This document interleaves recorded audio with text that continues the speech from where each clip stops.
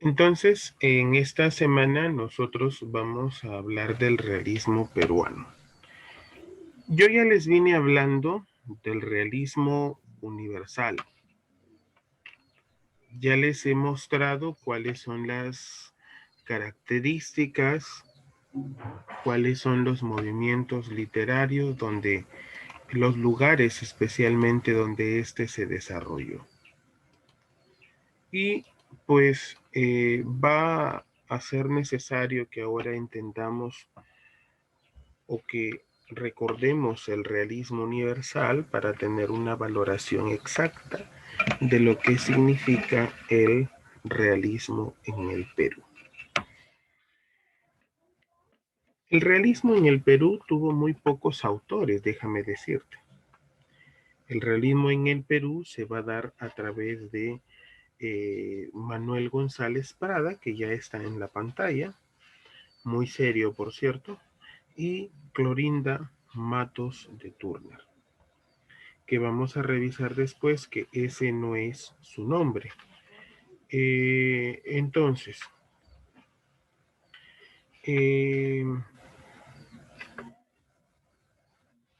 vamos a empezar.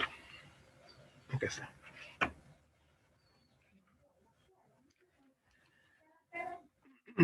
En el caso del realismo hay un contexto histórico-cultural bastante trascendente. Hay una crisis de la riqueza. ¿Por qué una crisis de la riqueza? Porque se comenzó la comercialización del guano. Líneas ferrocarriles construidas. Hay una aguda crisis que se degeneró con la Guerra del Pacífico y se tuvo que reconstruir el país, que fue ayudado en este caso por los extranjeros ingleses, quienes nos cedieron un préstamo. En el contexto histórico-cultural, nosotros también tenemos a algunos adelantos. Esos adelantos son pues la llegada del gas, alumbrado a gas, alumbrado eléctrico, el telégrafo, el agua potable y la instalación de los primeros teléfonos. ¿Por qué esto es importante señalar? Porque si bien es cierto, en América Latina han existido dos maneras de pensar y de sentir. Si decimos de pensar y de sentir es porque el romanticismo defiende el sentimiento sobre la razón. Y en el caso de en América, el romanticismo también se expresa o manifiesta como una afirmación nacional. Eso significa que este movimiento literario va a tener se va a enraizar en nuestra patria. Pero ¿qué significa el realismo, la literatura realista? Usted sabe que el realismo se inicia en Europa a mediados del siglo XIX. Se va a oponer grandemente a la sensibilidad romántica. Los realistas, como se los dije la semana anterior, van a expresar grandemente las vivencias de su entorno social real. Eso significa que los escritores realistas se dedicaron a una observación minuciosa del ser humano, a su comportamiento y los problemas cotidianos. El realismo en el Perú sí se inicia a fines del siglo XIX y se va a iniciar porque tiene unas características que han predominado. Se los dije la semana pasada, ¿qué influencias del realismo universal han repercutido en el realismo peruano? Y la primera es que Francia se influye mucho en el Perú. Se dan cuenta que la realidad que existe en nuestra patria es de suma importancia. Y también se propone ideas y se regenera, hay una regeneración nacional. ¿Cuáles son los subgéneros del realismo peruano? Primero, los géneros que se desarrollaron fueron la novela. Profesor, ¿por qué no el cuento? ¿Por qué no la poesía? Porque a través de estas dos expresiones que he mencionado, no se puede llegar a lo más profundo, a lo más interno del autor, del lector. Pero a través de la novela, este género es el que mejor se adaptaba a la necesidad de explicar u observar la vida de las personas. Y va a ser necesario que yo me dé cuenta que todo ensayo que había sido poco cultivado fue muy utilizado. El ensayo va a ser muy cultivado, muy utilizado por los escritores, porque el ensayo es una visión objetiva. Entonces, vamos a hablar en esta presentación de dos autores sumamente importantes, de escritores realistas peruanos que han marcado su vida en defensa de una literatura impactante, que es Mercedes Cabello de Carbonera, Clorinda Mato de Turner, Teresa González de Fanning, y en el ensayo, Abelardo Gamarra, conocido como el Tunante, y Manuel González Prada. Profesor, pero, por ejemplo, Mercedes Cabello de Carbonera no tiene una trascendencia mayor, no tiene una trascendencia mayor. Sí, la trascendencia mayor la tiene, ¿quién? La tiene Clorinda Matos de Turner. Entonces, vamos a revisar a los escritores realistas. El que está saliendo en pantalla, José Manuel de los Reyes González Prada, es autor de la obra Minúsculas. Minúsculas. De Manuel González Prada, nosotros podemos señalar varios detalles. Por ejemplo, Manuel González Prada es el máximo exponente del realismo peruano. Se le conoce universalmente como el apóstol de la muerte, el sibarita y el anticristo. Él, pues, nace en Lima, denuncia la responsabilidad de la iglesia en las injusticias. ¿Por qué hizo eso? ¿Por qué denunció las injusticias en la iglesia? Porque creía que algunos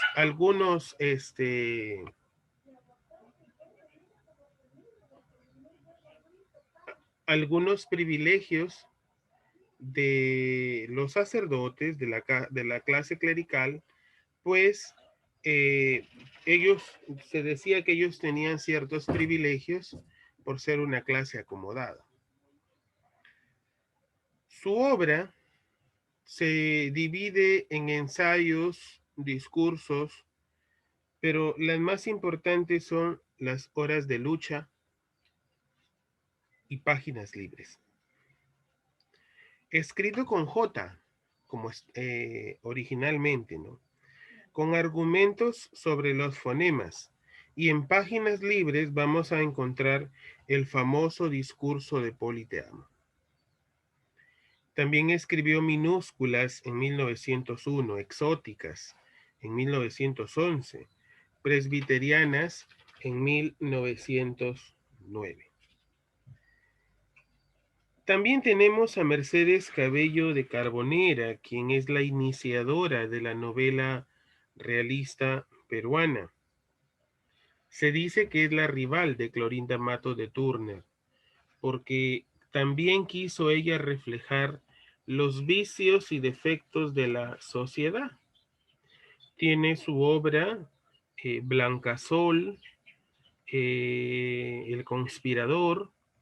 Ella universalmente pertenecería al naturalismo, porque la visión es un poquito más grosera, su visión es más, podría utilizar la palabra severa que Clorinda Matos de Turner. Vamos a tener aquí también a Manuel González Prada nuevamente, quien ha tenido a bien reunir sus ensayos y discursos a través de páginas libres y obras de lucha. Nace en Lima, ya lo había dicho, en enero de 1844. Trabajó como director de la Biblioteca Nacional. Se dedicó activamente al periodismo del comercio. En su actividad política, pues él siempre hizo una hipercrítica al terreno de las ideas. Fundó el alma del círculo literario y poco después pasó a constituirse en el partido político Unión Nacional. Tenemos que considerar que este autor, a través de sus obras que están ahí y las que yo ya he mencionado, es pues el autor de estas famosas frases, ¿no? El hombre, el niño quiere rescatar con el hierro lo que el hombre no pudo. eh, voy a revisar la cita para no cometer un error en la apreciación que estoy haciendo con Manuel González Prada. ¿Ya? El niño quiere rescatar con el oro lo que el hombre no supo defender con el hierro, los viejos a la tumba, los jóvenes a la obra. Y también pues este autor va a señalar que, que pues la tarea más importante que se tiene es justamente rebelarse contra lo tradicional, rebelarse contra aquello que solamente beneficia a un grupo, ¿sí? A un grupo. Pues bien, ¿qué más podemos mencionar sobre este autor? Ahora pasaremos a hablar de Clorinda Mato de Turner. Su verdadero nombre fue Grimanesa Martina Mato de Usandívares, ¿ya? Usandívares de Turner. Utilizó ese seudónimo porque ella también es la discípula de Manuel González Prada y la precursora del indigenismo.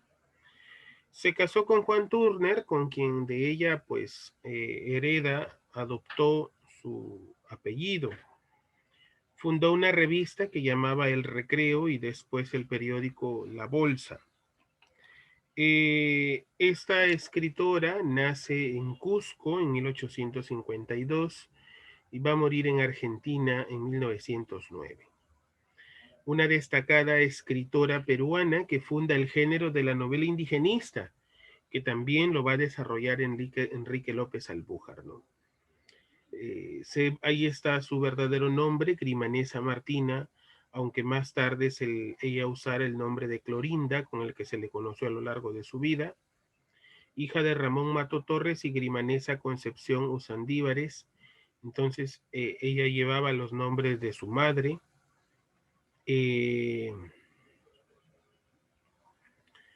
Entonces,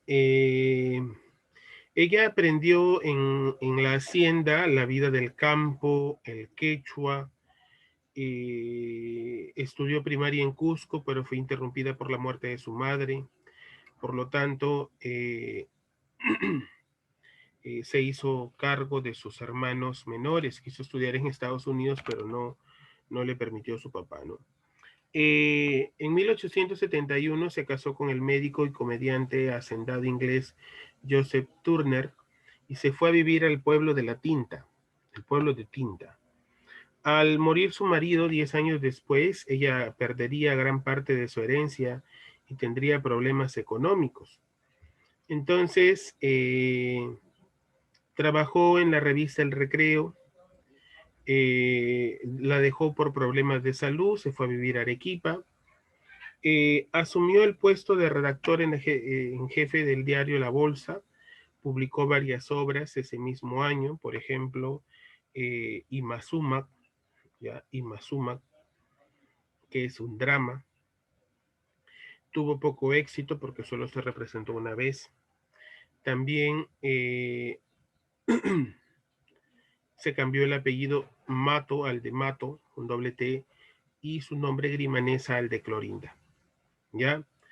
En 1886 salió su estudio biográfico Don Lunarejo acerca de don Juan Espinosa Medrano, quien había publicado dramas en quechua en el siglo XVII. Ese mismo año, en 1889, publicaría su obra Ave sin nido, la que la haría tan famosa. A raíz de esta publicación y la de un relato supuestamente sacrílego de un escritor brasileño en el Perú, la Iglesia Católica inició una campaña contra Clorinda Matos de Turner, ¿no? La descomulgaron, quemaron su casa, luego renunció a su puesto y se trasladó al extranjero por un buen tiempo. Su obra, Aves sin nido, pues se va a desarrollar en el pueblo de Quillac, ya, en el pueblo de Quillac. Las acciones que cometen los abusivos explotadores de kayak son extremadamente inhumanas, como el rapto de la pequeña hija de Juan Yupanqui, que el cobrador de impuestos hace en complicidad de las autoridades para luego venderla a Arequipa. Entonces, la ayuda que brinda don Fernando Martín salva a la hija de Juan Yupanqui, la solidaridad con la familia Marín, los indios humillados y maltratados. Estas niñas habían quedado huérfanas, pues son acogidas por Fernando Marín, un cura que es el personaje licencioso y es uno de los instigadores a la sonada contra los Marín, rápidamente muere, enfermo y muere. El final de la novela es cuando Manuel y Margarita descubren que son hermanos, hijos del obispo Pedro de Miranda. La obra pues va a señalar este vínculo o este grado de consanguinidad. Bien, entonces esta es la visión que nosotros tenemos del realismo peruano.